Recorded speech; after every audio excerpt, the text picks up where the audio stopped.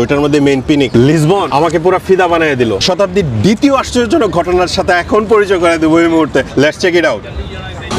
ঢাকায় থাকতে আমার অন্যতম ফেভারিট একটা অখাদ্য ছিল, সেই অখাদ্য এখন খাবো। ভাই আপনি রাগ করেন না, কারণ অনেক সময় ঝাল যেটা অনেক সময় আমরা নিতে পারি না, তো আপনি ঝাল দিয়ে বানায়েন একটা, ঠিক আছে?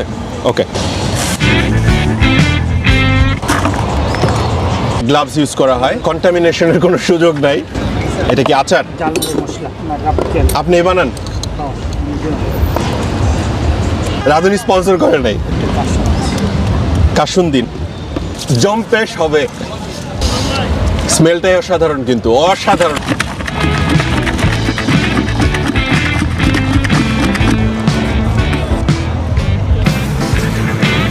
Thank you.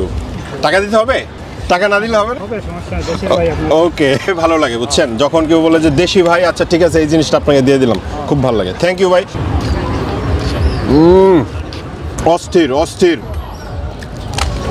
অস্থির ঝাল দিছে। মুড়িটা কিন্তু ক্রাঞ্চি।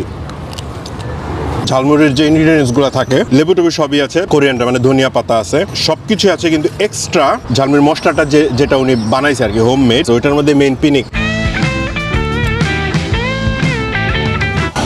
ফুড রিভিউ করি না, you guys know that, but এটা অনেকটা ইট সাউন্ডস লাইক যে আমি ঝালমুড়ি রিভিউ করতেছি, বাট নো, এটা হচ্ছে আমাদের বাংলাদেশি, ভারতীয়, পাকিস্তানি অভিবাসী তাদের অধ্যুষিত এলাকা। এই ঝালমুড়ির যে টার্গেটেড পিপল হচ্ছে আমরা।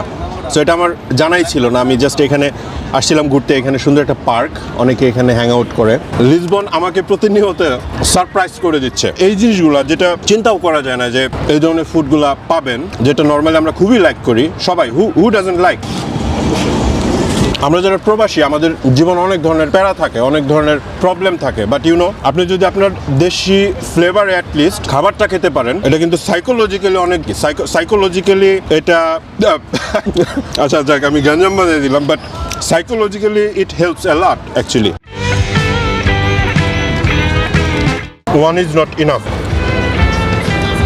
Guys, literally out of the world. আশা করতেছি পেটে কোনো ঝামেলা হবে না। Thanks for watching.